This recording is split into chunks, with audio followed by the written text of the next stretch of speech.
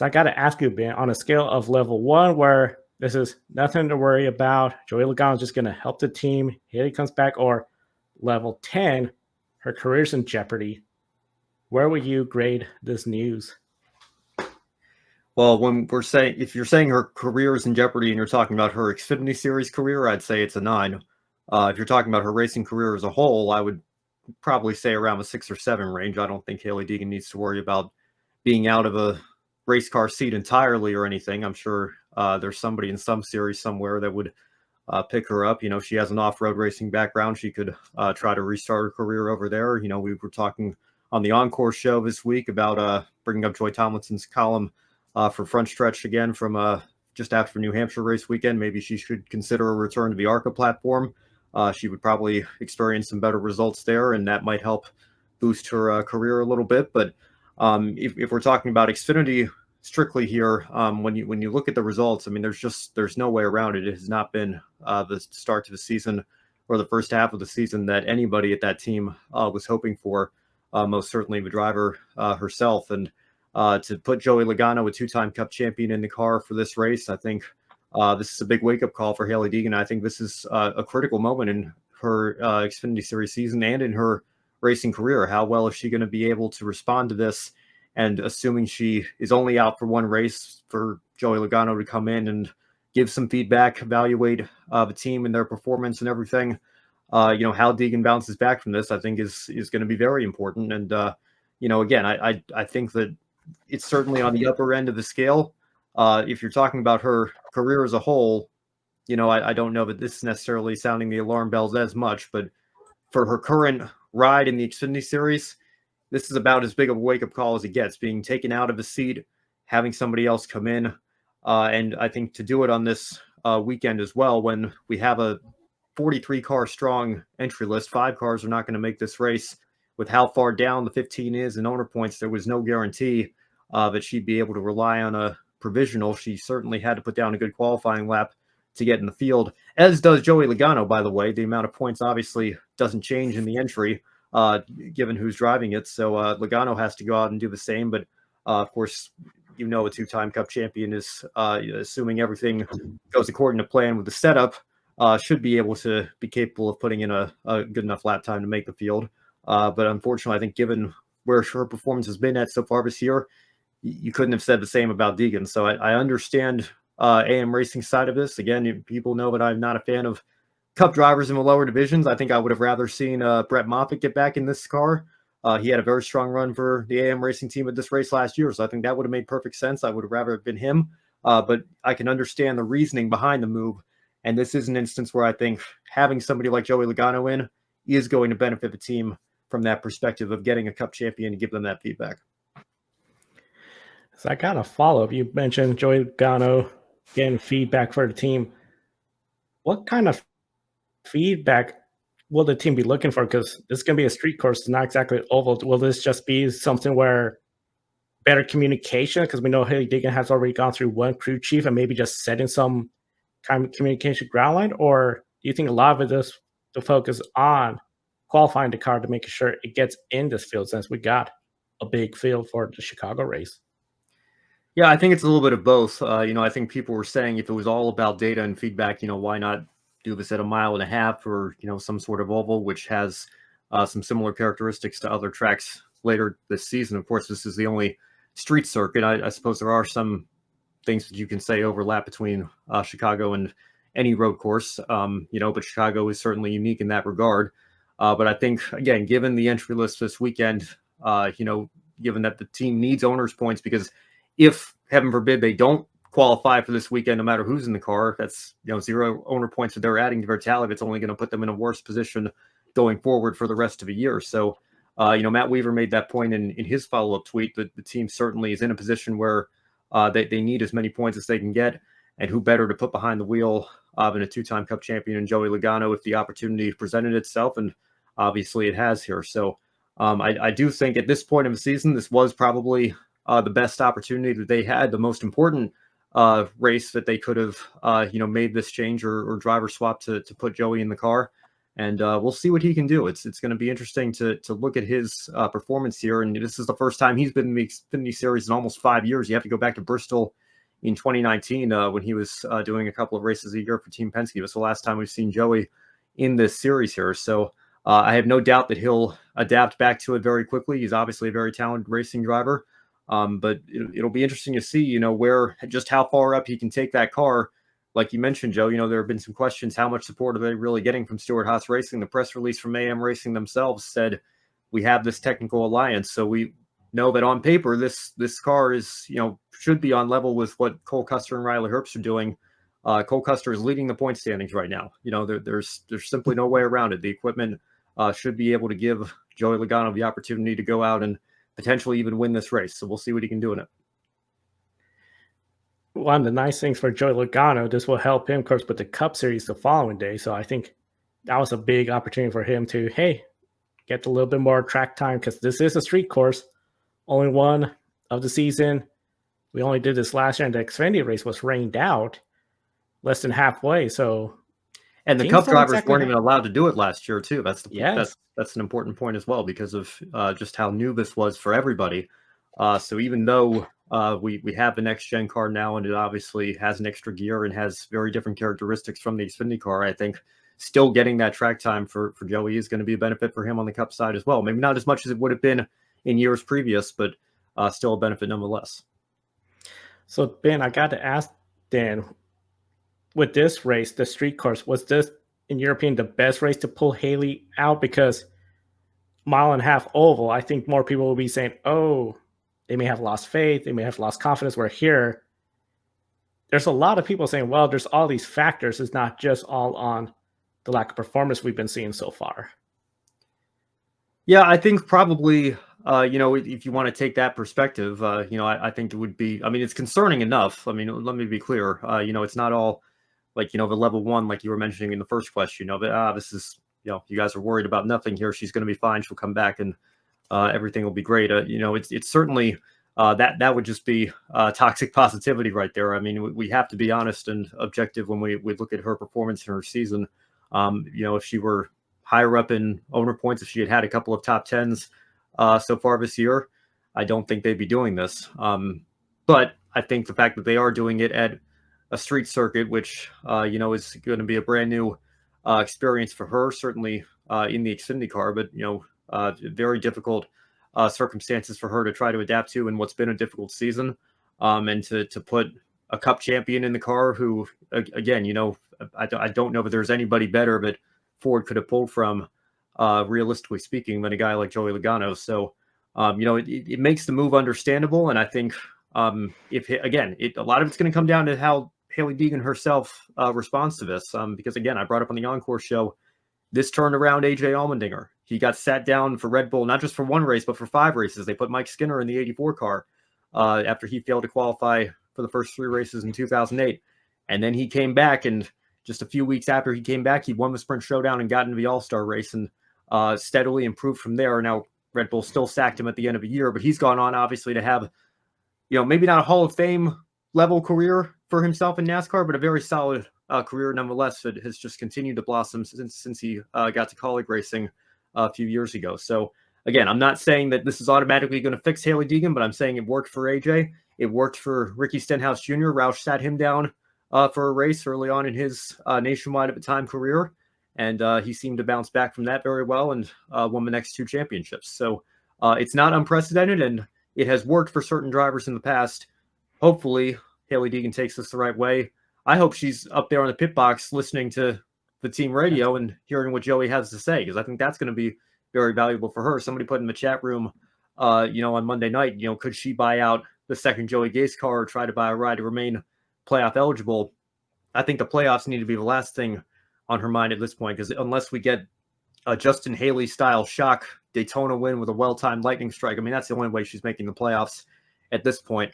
So I think trying to maintain that eligibility isn't a huge concern for her with the season that she's had.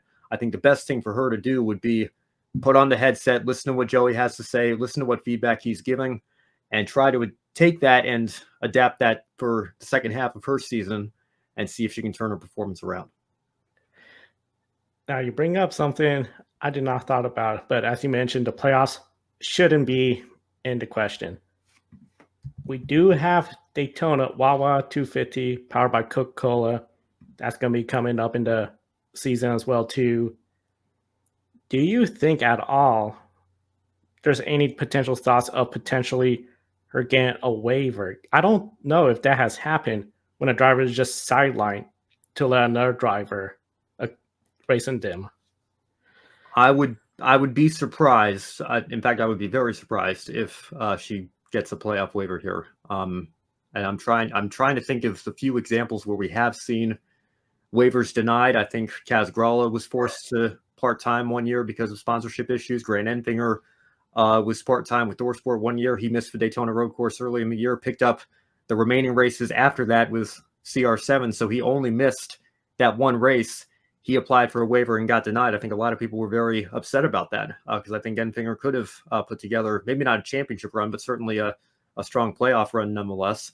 I think Spencer Gallagher got denied after he won Talladega and then failed the random drug test. Those are the few off the top of my head. You know, the reason I say it's a greater than 0% chance she'll get a waiver is because they do tend to hand these things out like candy. But I think Kyle Larson missing the Coke 600 for the Indianapolis 500 is a very different circumstance than Hailie Deegan missing the Chicago Street Race because AM Racing wants to put a Cup driver in the car to evaluate their program. So again, I mean, I don't think now it would be a wild situation if, you know, Natalie Decker got up there and led some laps at Daytona in February. You know, I mean, you just never know what's going to happen. I think the fact that she restarted fourth at Talladega at the very end there and faded all the way to 12th, couldn't seem to get the help in the draft she needed. I mean, that about tells me that I think the drivers are still a little bit hesitant to work with her on these super speedways, and I don't think she's going to be able to position herself for a win when we go back there again, unless it's a rain shortened lightning strike sort of deal, you know, and she wins the race that way.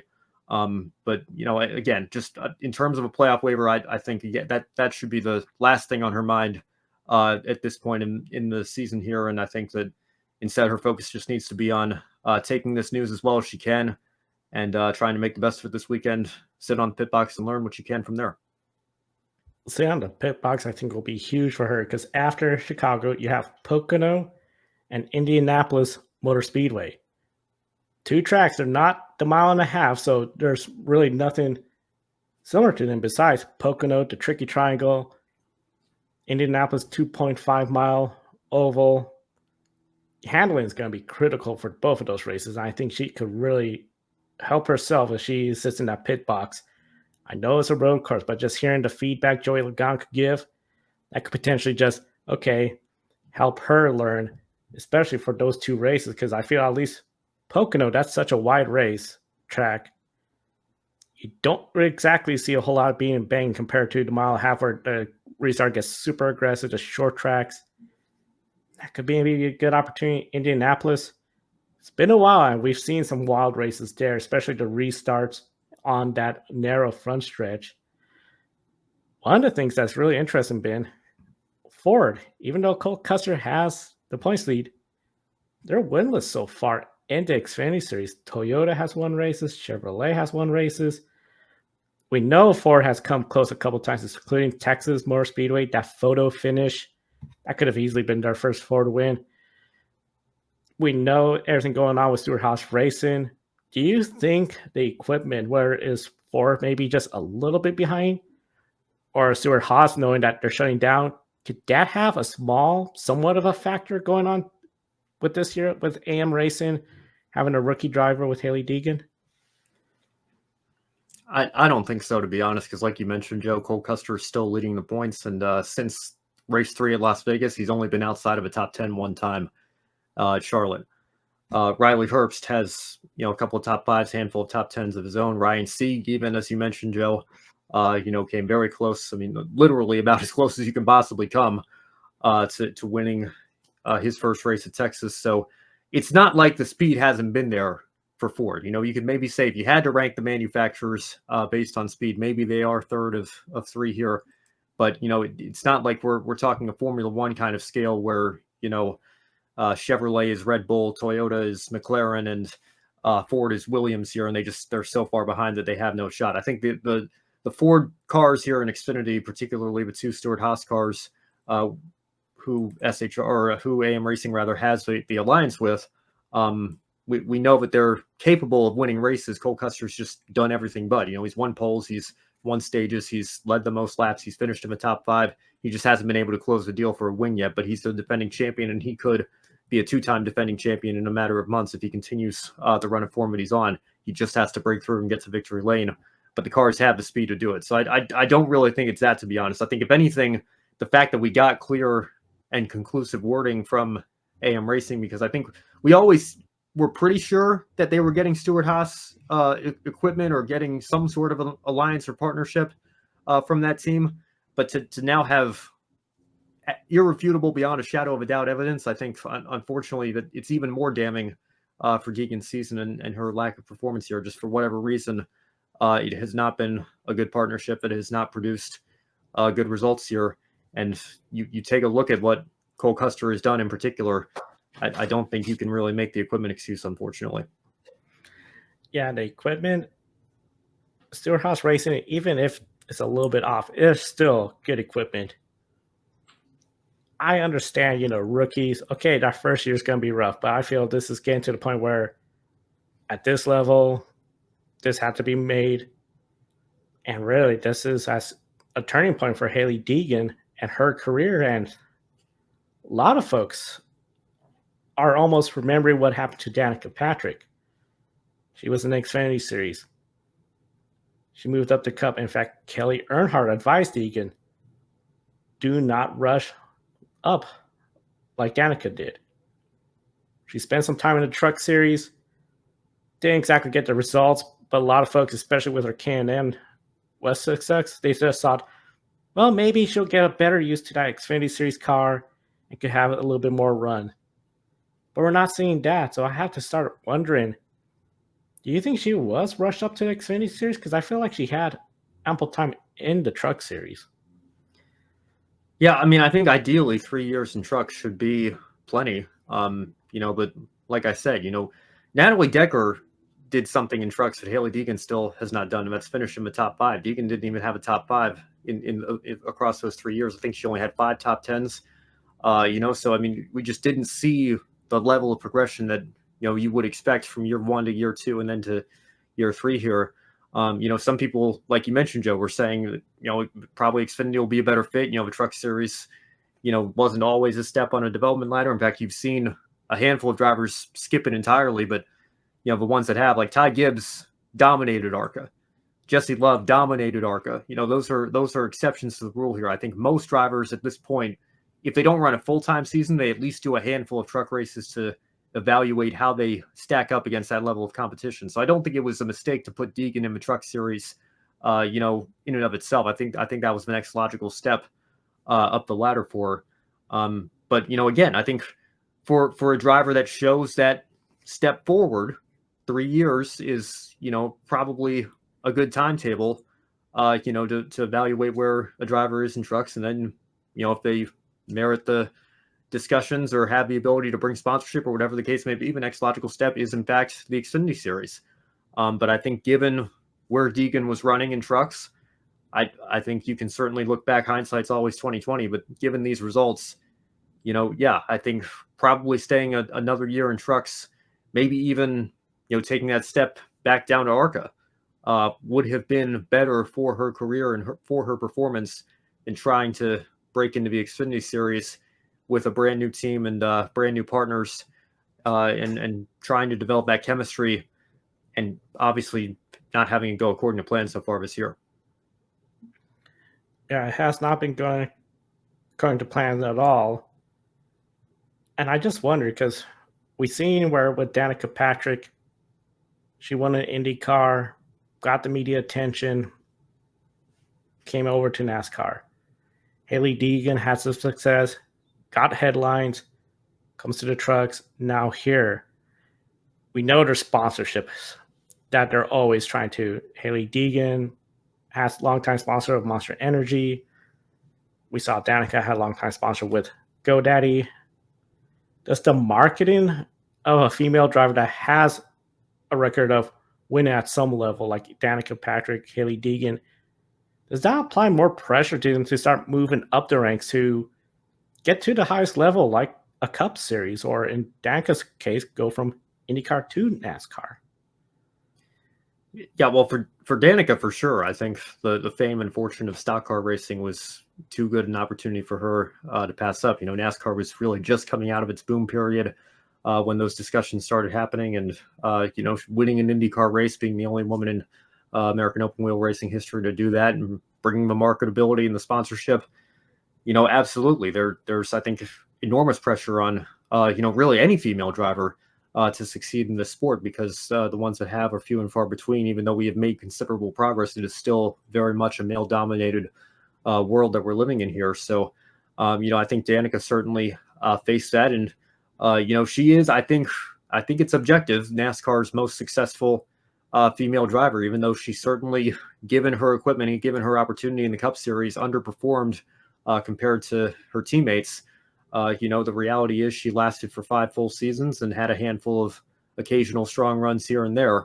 Hailie Deegan right now, I don't think the Cup Series is on her radar at this particular moment. I think, those discussions are still at minimum a few years down the road. I think her career is really at a crossroads right now. We'll see what comes of that. But I think she's also had that pressure placed on her as well, because her first season in K&N West was the first season without Danica Patrick in the Cup Series. Her career in stock car racing was really beginning right as Danica's was ending. So her entire career, there's always been the question, who's going to be the next female driver to make it at the top level. And some people were coining Hailie Deegan the next Danica Patrick. And I still remember, I was talking about this back in the days of the photo finish on Scout Radio. So we're going back, 5 or 6 years now to her rookie year in K&N.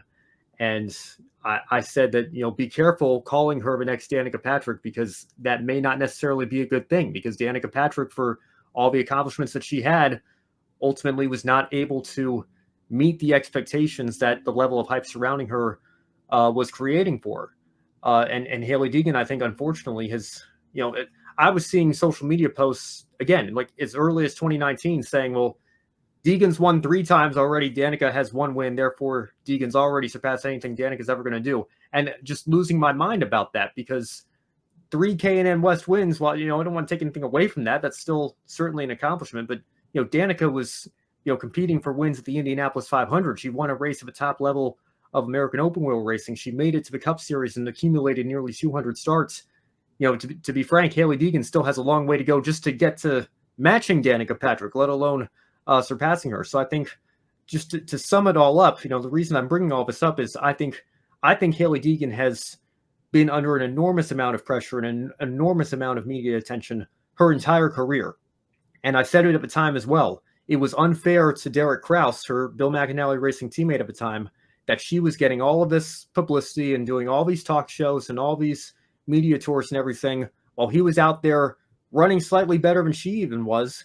She was winning a couple races. He won a championship. And doing so as teammates, he was not getting nearly the amount of attention for that she was in the same series. People that recognized what Deegan was doing, I don't even know if they knew Derek Kraus's name.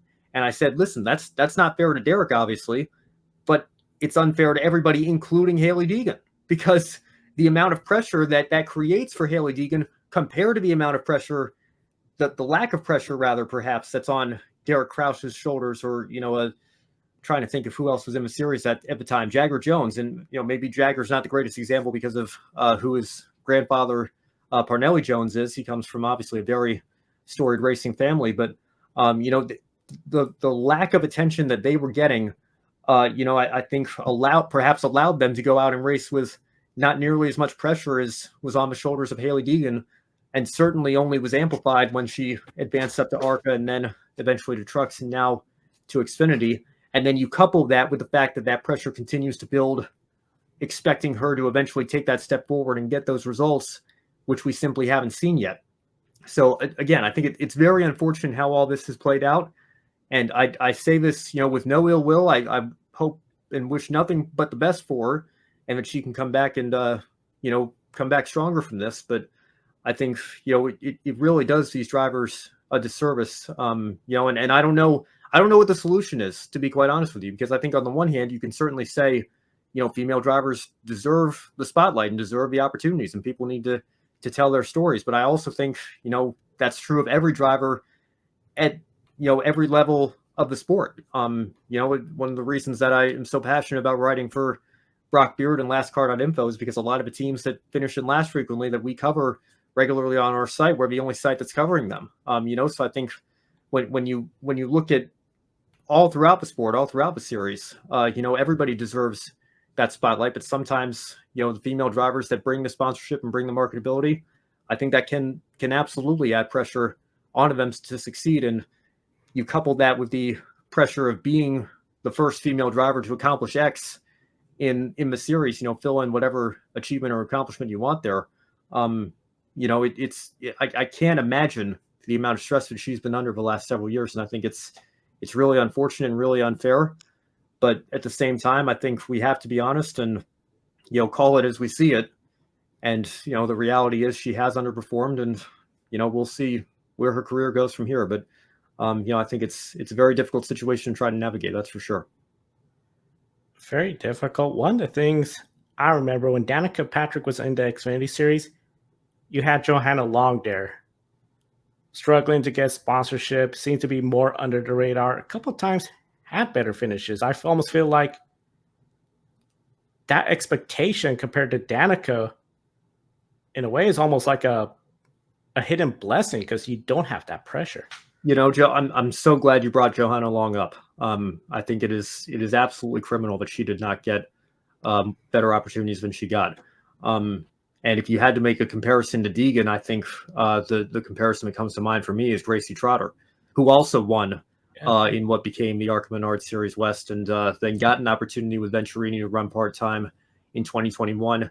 Had some struggles to start the year, maybe set her back a little bit, but and didn't win a race in the National ARCA platform, but I think still on the whole ran reasonably well here and there, and still showed plenty of potential, and just was unable to pick up those opportunities in the future. And we haven't seen her race. I know I think she had an injury, but she was dealing with as well, and has been slowly trying to get back into some late model stuff. But what the reality is, we haven't seen her in ARCA for almost 3 years now. And I think that's incredibly unfortunate. And it's incredibly unfortunate that Johanna Long, a decade ago in the Xfinity Series, did not get similar opportunities that Danica Patrick got, because I would have loved to see what she could have done in better equipment. So, again, I think it's you look at it on a case-by-case basis, but I think you're certainly on the right track there with Johanna Long. I think that, not having that spotlight and attention was a blessing in disguise for her, in one sense, that it allowed her to go out there and race